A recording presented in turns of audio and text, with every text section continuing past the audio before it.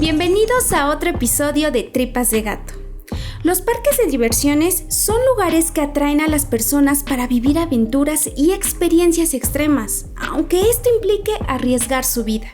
En Estados Unidos se creó un parque que aseguraba que no había nada igual en el mundo, y aunque decían que era seguro, escondía algo tan peligroso como polémico.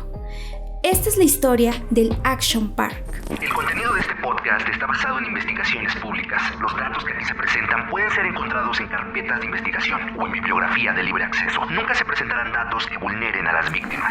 El Action Park nació en 1978 entre las colinas de Vernon, Nueva Jersey. Hablar de este lugar era hablar de su polémico dueño, Eugene Mulvihill, a quien solían decirle Gene, un empresario reconocido por haber promovido numerosos fraudes en acciones y que al ser descubierto perdió algunos negocios importantes. La personalidad de Gene era bastante cuestionable, ya que le gustaba desafiar al sistema sin creer en las normas, sobre todo en las legales. Por esta razón ideó un nuevo negocio al comprar un enorme complejo de hoteles, el cual fue destinado en un inicio para ser un centro de esquiar en invierno, llamado Mountain Creek, el cual fue todo un éxito entre las familias que iban de vacaciones. Así que aprovechándose de esto pensó en el verano, y así surgió el mejor parque de diversiones de la historia, teniendo como objetivo una experiencia extrema y sin restricciones,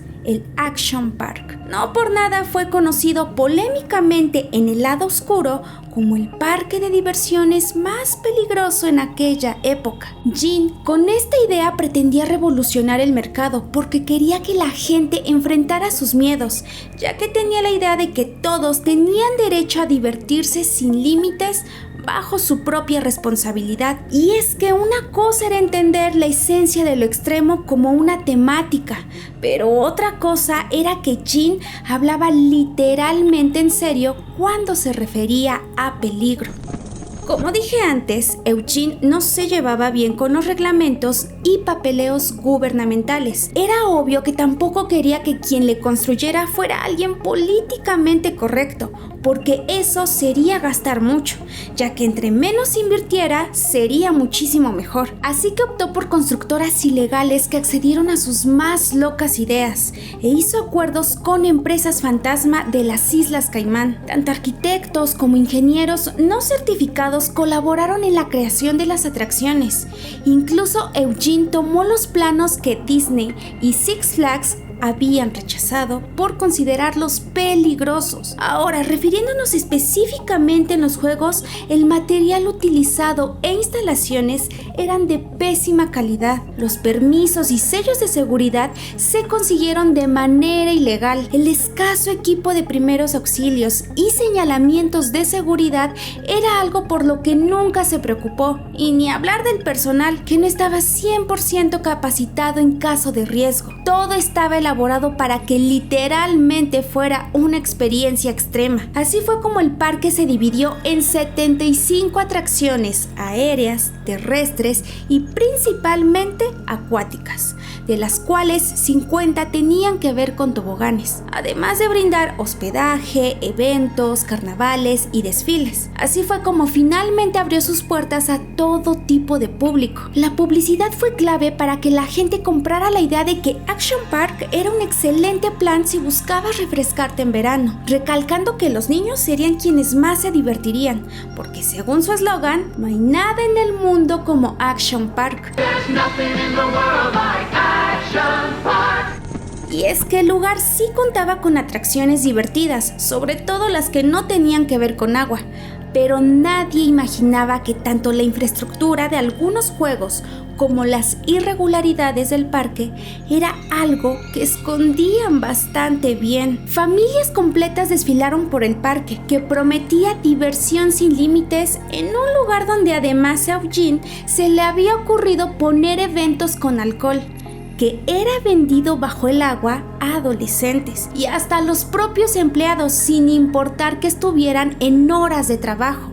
Esto trajo accidentes en las albercas. Por estas razones, Action Park se convirtió en el favorito de los que odiaban las reglas, incluso hasta para los que pretendían trabajar ahí, a pesar de los pésimos tratos. Los empleados apenas alcanzaban los 25 años y debían lidiar con atender los numerosos accidentes de todos los días. Si alguien llegaba a hacer un mínimo señalamiento de que alguna actividad podía ser peligrosa, era despedido. Para revisar la calidad de los juegos, eran presionados, incluso chantajeados con dinero para que los probaran, y en caso de que sufrieran algún daño, no podían reprochar y mucho menos podían decirle a la gente que algo era peligroso. Al contrario, la motivación para hacerles perder el miedo era primordial. Entonces, ¿nadie notaba que todo estaba mal con Action Park? No, porque Eugene se encargaba de ocultar la mala fama gracias a sus contactos con noticieros y políticos. Y aunque se supiera que el peligro en ese parque era evidente, para los adolescentes era un desafío y una experiencia extraordinaria estar ahí en un lugar sin restricciones, hasta que los problemas comenzaron a salirse de control. Para que tengas una idea de lo que te digo, no todo se trató de accidentes. El parque se vio manchado también de muertes, y aquí te dejo algunas de las atracciones que provocaron estos acontecimientos. El tobogán albino. Con el solo hecho de saber cómo había sido construido ya era bastante cuestionable, pues estaba hecho de cemento y fibra de vidrio.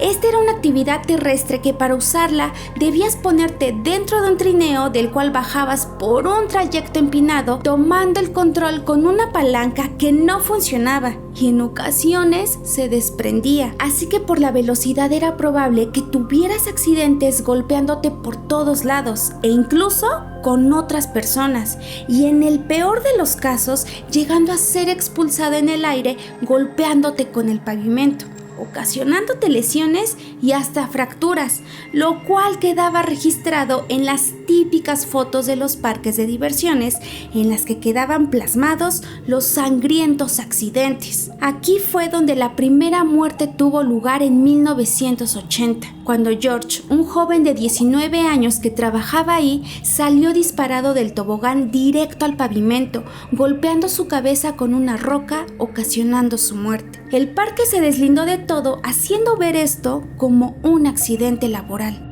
La piscina de las olas o la piscina de las tumbas. Esta atracción tenía por objetivo crear olas de más de 1 metro de altura, mientras la alberca tenía una profundidad de 3 metros, y no importaba si eras el mejor nadador del mundo, el riesgo de ahogarte era algo seguro, pues al día se hacían rescates de hasta 20 personas. En esta atracción hubo 3 muertes, en 1982, 1984 y 1987, todas por ahogamiento, y 2 de las víctimas fueron adolescentes de 15 años. Este juego evidenció que los socorristas, además de no darse abasto con los gritos de ayuda, sabían muy poco de primeros auxilios y mucho menos contaban con herramientas como salvavidas o flotadores. El kayak. Esta actividad contaba con canoas que no siempre proporcionaban chalecos salvavidas y que por debajo del agua escondía una instalación de ventiladores eléctricos para simular la corriente, lo cual era un evidente riesgo. Así fue como una mujer de 27 años al caer al agua se electrocutó y perdió la vida. El columpio de Tarzán. Aquí podías dejarte llevar por una cuerda para lanzarte a una alberca que estaba llena con agua de un manantial, por lo que su temperatura era de -10 grados, provocando choques térmicos al caer. En 1984, dicha atracción provocó la muerte de un hombre de 20 años por un paro cardíaco. Pero aunque no todo terminara en muerte, las atracciones también dejaban lesiones bastante graves, como por ejemplo el Cannonball Loop, otro de los toboganes atractivos del lugar. El diseño de este había sido plasmado en una simple servilleta por Eugene, pidiendo a soldadores locales que lo hicieran tal cual estaba dibujado. Este medía 18 metros de altura, era cerrado con una vuelta de 360 grados. Al hacer las pruebas de calidad era un hecho que la muerte estaba segura, ya que al probarlo con maniquís varios perdieron la cabeza al atravesar por el giro en vertical. Luego de varios arreglos intentaron mejorarlo y una vez comprobando que las cabezas estaban seguras, Eugene ofreció dinero a sus empleados para que lo probaran, teniendo como resultado varios jóvenes con lesiones en cara y brazos, huesos rotos y algunos llegaron a atorarse siendo expulsados por otros, ocasionando fuertes impactos. Acantilados para bucear. Este era un trampolín de 10 metros en el que te lanzabas a una alberca sin señalamientos para quienes estaban abajo, cayendo sobre otras personas. El impacto era tan fuerte que provocaba conmociones. Lanchas rápidas. Si pudiéramos mencionar de las cosas menos peligrosas, era esto, pero aún así bastante cuestionable. Era una actividad en la que ibas a 80 kilómetros por hora, en lugares muy pequeños con todo tipo de obstáculos, como escombros, chocando y atorándote en el trayecto, incluso teniendo que bajarte para impulsarte tú mismo. Este lugar que ponía en riesgo tu vida era el paraíso prometido para quienes gustaban de lo extremo y de vivir sin reglas. Hubo muchas leyendas sobre situaciones aterradoras que incluso involucraban abuso, ya que ahí parecía estar permitido todo lo que legalmente se castiga. También se rumoró sobre el uso de animales venenosos en algunas atracciones y hasta toboganes que tenían incrustados dientes o huesos de los accidentes. Nada de esto fue comprobado, pero viendo cómo era el manejo, podías esperar cualquier cosa. El parque era bastante popular. Decir que tus vacaciones habían sido en el Action Park y haber sobrevivido con alguna lesión era motivo de respeto en la escuela. Sin embargo, en el mundo adulto esto era preocupante, por lo que se realizaron reportajes sobre los accidentes y muertes que rondaban en el parque, pero de los cuales misteriosamente no existían en términos legales. Era como si nada malo pasara ahí, a pesar de la existencia de denuncias de las víctimas. Pero como a Eugene esto no le importaba, llegó a abrir otras atracciones en diferentes estados bajo el mismo nombre, permaneciendo en el mercado por 20 largos años. Y como nada es para siempre, las denuncias comenzaron a superar la economía del dueño. Con tal de deslindarse, se atrevieron a decir que el parque tenía más de 1 millón de visitantes, por lo que el número de muertes era muy bajo para catalogarlo como algo peligroso o que debiera cerrar. Sin embargo, el hospital cercano a Vernon reveló que la mayoría de sus pacientes eran provenientes del parque acuático, recibiendo al día entre 5 a 6 personas por lesiones de todo tipo, y hasta tuvieron que comprar nuevas ambulancias para darse abasto. Evidentemente alguien mentía en toda esta situación y Eugene ya lo presentía. Para el 2 de septiembre de 1996, las actividades del parque llegaron a su fin, con la promesa de abrir en el siguiente año. Sin embargo, esto no pasó, ya que los inversionistas, al ver los escándalos en los que Eugene se involucró, prefirieron retirarle el apoyo. El parque intentó volver bajo otros nombres y con otros socios, pero nada resultó favorable.